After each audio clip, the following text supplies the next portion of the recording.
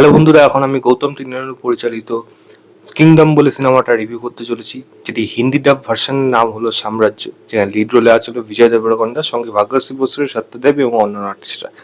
ছোট্ট করে যদি গল্পটা বলি, এখানে বিজয় দেবরকন্ডা যে একজন পুলিশ অফিসার, তো তাকে একটা নতুন করে দায়িত্ব দেওয়া হচ্ছে, একটা জায়গায় যেতে হবে, সেখানে কিছু গ্যাং আছে, তাদের যে গ্যাংয়ের যে লিডার, যেটা সত্যদেব প্লে করছে, সেই গ্যাংয়ের মধ্যে ইনভলভ হতে হবে, এবং ইনভলভ হয়ে কি করতে হবে সেটা আমি আর আপনাদের বলছি না। তবে হ্যাঁ, এইটুকু বলে দিচ্ছি, সত্যদেব হলো তারই হারিয়ে যাওয়া ছোটবেলা ভাই, যাকে সে অনেকদিন ধরে খুঁজে বেড়াচ্ছে। তো সে সেখানে যাচ্ছে, এবং সেখানে যাওয়ার পর সে নতুন করে কি জানতে পারছে, সে ওখানকে মানুষের কাছে কি অ্যাকসেপ্টেবল হচ্ছে, বা সেই গ্যাংয়ের মেম্বারদের কাছে কি অ্যাকসেপ্টেবল হচ্ছে, কারণ তারা এমন একটা প্রজাতি, তাদের উপর দিয়ে অনেক কিছু বার্ডেন হয়ে রয়েছে, তারা বেসিক্যালি ওখানে আটকে রয়েছে, যেখান থেকে যারা নিজেরা বেরিয়ে আসতে যাচ্ছে, কিন্তু কোনো না কোনো কারণ আছে, সেই প্রজাতির লোকগুলোকে ওখান থেকে বেরিয়ে আসতে দেওয়া হচ্ছে না। আলটিমেটলি বিজয় কি সে তাই গ্যাংয়ের হয়ে কাজ করে তাদের কি বাড়ি আনতে পারবে, নাকি সে তাকে যে দায়িত্বটা দেওয়া হয়েছে গভর্নমেন্ট থেকে, সে সেই দায়িত্বটা পালন করবে? এর থেকে বেশি জানতে হলে আপনাকে সিনেমা হলে গিয়ে এই সিনেমাটা দেখতে হবে। 2.5 ঘন্টার বেশি ডিউরেশন এই সিনেমাটা। যদি জিজ্ঞেস করুন কেমন হলো, আমি না, ডিরেক্টর যেহেতু ভালো, তো এক্সপেকটেশন অনেক বেশি ছিল আমার। নাই সেইখান থেকে আমার এই সিনেমাটা কিন্তু অনেকটা হতাশই করেছে। কিছু জিনিস আছে ডেফিনেটলি ভালো, যেগুলো আগে বলেনি। প্রথম এই সিনেমাটা যেটা যার জন্য ভালো লাগবে সেটা হলো বিজয় দেবরকন্ডা। প্রচণ্ড খেটেছে, ভালো পারফরমেন্স দিয়েছে, খুব ভালো অভিনয় করেছে এখানে। কিন্তু দুঃখের বিষয়, তার এই অভিনয়টা কিন্তু লোকে সেইভাবে সেলিব্রেট করতে পারবে না সিনেমাতে। হয়তো তার ফ্যানরা করবে, লোকে হয়তো কথা বলবে, কিন্তু সিনেমাটা সেই তকমাটা পাবে না যেটা সে ডিজার্ভ করে। খুবই ভালো অভিনয়, কিন্তু তার পরিষ্কার কিন্তু বোঝা যাচ্ছে ইমোশনাল সিনে কিন্তু তার পারফরমেন্স বেশ ভালো। তাকে অবশ্য তার জন্য বিশেষ করে কিন্তু এই সিনেমাটা দেখা যায়। সত্যদেবের পারফরমেন্সও ভালো, আমার ভালো লেগেছে সত্যদেবের পারফরমেন্স, বিশেষ কিছু কিছু জায়গায় ইমোশনাল সিনও তারও ভালো। সাপোর্টিং ক্যারেক্টার যারা আছে মোটামুটি তারা পারফরমেন্স করে গেছে। ভাগ্যশ্রীর যদি কথা বলি, ভাগ্যশ্রী এত মিষ্টি দেখতে, দুঃখের বিষয় ভাগ্যশ্রী কিচ্ছু করার ছিল না সিনেমায়। খুবই একটা এক্সটেন্ডেড ক্যামিও টাইপের কাইন্ড অফ সে রোল পেয়েছে, যেটা কোনো প্রয়োজন ছিল না, তাই তার পারফরমেন্স নিয়ে কিছু বলার নেই এখানে। বরং যে গানটা ছিল, যেটা রিলিজ করেছিল, সেই গানটাই সিনেমার মধ্যে নেই, অদ্ভুত ব্যাপার টাইপের। যাই হোক, সেটা পরের কথা। গানটা হিটও হতো না সম্ভবত এই গল্পের মধ্যে, আর খুবই বাজে কেমিস্ট্রি দেখিয়েছে তাতে। অনিরুদ্ধের ব্যাকগ্রাউন্ড মিউজিক অবশ্যই প্রশংসনীয়, তবে সেই ব্যাকগ্রাউন্ড মিউজিকে এফেক্ট যে করতে পারেনি, সেটা আমি কেন, সেটা আমি পরে বলছি।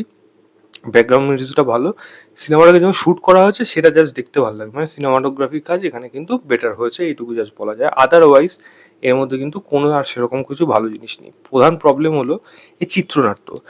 দেখুন, প্রচুর সিনেমার ইন্সপিরেশন নিয়ে এই গল্পটাকে লেখা হয়েছে, সেটা পরিষ্কার বোঝা যায়। বিশেষ করে কেজিএফ এর থেকে তো প্রচুর ইন্সপিরেশন আছে এখানে। এখানে আপনি অন্যান্য অনেক সিনেমারই রেফারেন্স পাবে, আমি বাকিগুলো বলছি না, তাহলে অনেক কিছু স্পয়লার হয়ে যাবে, সেটা সিনেমাটার জন্যই খারাপ হবে। বরং আপনারা গিয়ে দেখুন, তাহলে বুঝতে পারবেন। সিনেমার মধ্যে মেন গল্প হলো অনেকগুলো মাল্টি জোনার রয়েছে। একটা গভর্নমেন্টের দায়িত্ব, মানে একটা স্পাই, অ্যাজ এ স্পাই সে যাবে, নিজের ভাইকে সে খুঁজতে যাচ্ছে। এই সাম্রাজ্য, এই মানে সাম্রাজ্য কেন এটার নাম, এবং এই যে মানুষগুলো, তাদের যে লড়াই, সেখানে সে কেন ইনভলভ হয়ে যাচ্ছে, এবং তাদের সাথে কি কানেকশন রয়েছে, তা অনেকগুলো কিন্তু জনার রয়েছে গল্পের মধ্যে। ডিরেক্টর কি করেছে, এখানে এতগুলো জনার মিক্স করতে গিয়ে না পুরোপুরি ঘেটে হয়ে গেছে, কোনো কিছুই ভালোভাবে হয়নি।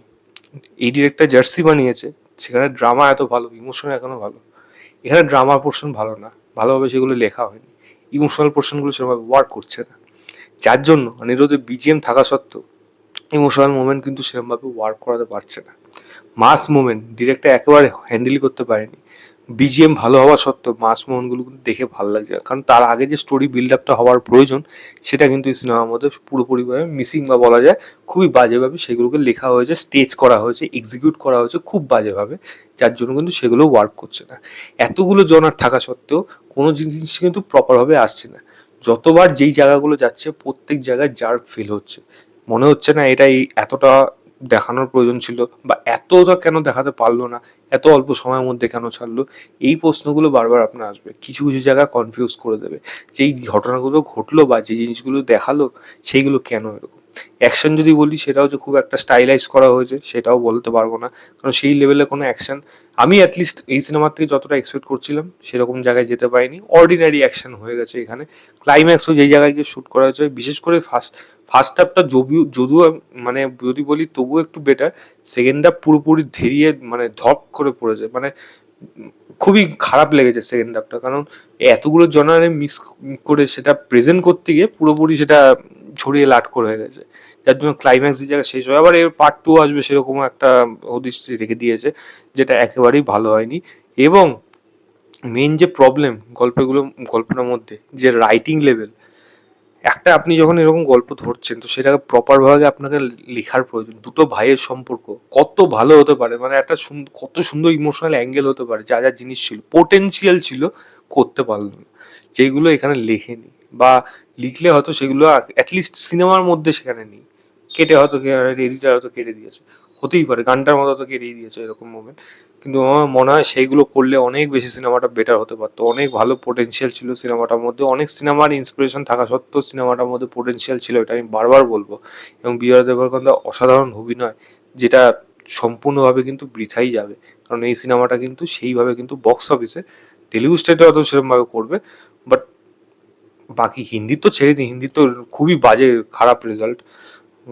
আমার মনে হয় না এই সিনেমাটা খুব একটা বেশি লোকে সেইভাবে অ্যাপ্রিসিয়েট করবে, বা বক্স অফিসে খুব একটা যে ভালো চলবে সেটা আমার অ্যাটলিস্ট মনে হচ্ছে না। হয়তো বিজয় দেবরকোন্ডার মানে তার ফিল্মোগ্রাফিতে হয়তো ভালো, বাট ওভারঅল দিক থেকে এই সিনেমাটা আমার কাছে একটা অ্যাভারেজ কাইন্ড অফ ফিল্ম হিসেবে থেকে যাবে। আমি যে খুব এনজয় করেছি তা না, আমি অনেক জায়গায় কিন্তু বোরও হয়েছি, কারণ সিনেমা আমার দেখতে আর ভালো লাগছিল না, এমন এমন জায়গা রয়েছে, যার জন্য সিনেমাটা যেই লেভেলে আমি এক্সপেকটেশন রেখেছিলাম সেই লেভেলে কিন্তু একেবারেই পৌঁছাতে পারে না। নায়িকা রাখা হয়েছে কেন, তাকে বলুন যে কেউ করতে পারতো, নায়িকা না দিয়ে অন্য কোনো আর কোনো যে কোনো মেয়েকে দিতে পারতো, নায়িকার কোনো প্রয়োজনই নেই, কেন তাহলে তাকে রাখা হলো? মানে অনেক প্রশ্ন আসে এরকম, মানে ওর দাদার যে দিকটা, তাদের যে গ্রুপের যে এতগুলো এতগুলো বিশ্বাস এত বছর ধরে, এখানে আগে একটা গল্প রয়েছে, সেইগুলো কোনোটাই ভালোভাবে আসলো না, বরং সেকেন্ড পার্টের জন্য রেখে দিল। এটা খুবই বাজে ফরম্যাট, যেটা আমার একেবারেই অ্যাটলিস্ট সবসময় বারবার অতিরিক্ত হয়ে গেল, ওভারডোজ হয়ে গেল, সেগুলো আর পছন্দ হয় না। একটা সময় অবধি ঠিক আছে, আপনি তবু বিশ্বাস করা যায়, মানে মানা যায় যদি তার রাইটিং ভালো হয়। অপ্রয়োজনীয় হয়ে গেলে বা সেটাকে স্ট্রেচ হয়ে গেলে, জোর করে সেকেন্ড পার্টে নিয়ে গেলে, যেটা সত্যি দেখতে খারাপ লাগে, যেটা আমার এই সিনেমাটা দেখে মনে হয়েছে। তো আমার কাছে সিনেমাটা অ্যাভারেজ সিনেমা, আমি ম্যাক্সিমাম 2.5 দেওয়া আউট অফ 5 বলবো। যদি দেখার ইচ্ছা হয় সিনেমা হলে যান, গিয়ে দেখুন, দেখে জানাবেন আপনাদের কেমন লেগেছে। হিন্দি ডাবিং কিন্তু ঠিকঠাক ছিল এটাই। তো এই ছিল আমার ওভারঅল রিভিউ কিংডম, বা হিন্দিতে যার নাম হলো সাম্রাজ্য, এই সিনেমাটার রিভিউ। ভিডিওটা ভালো লাগে লাইক শেয়ার, চ্যানেলটাকে অবশ্যই সাবস্ক্রাইব করে দেবেন। বাই।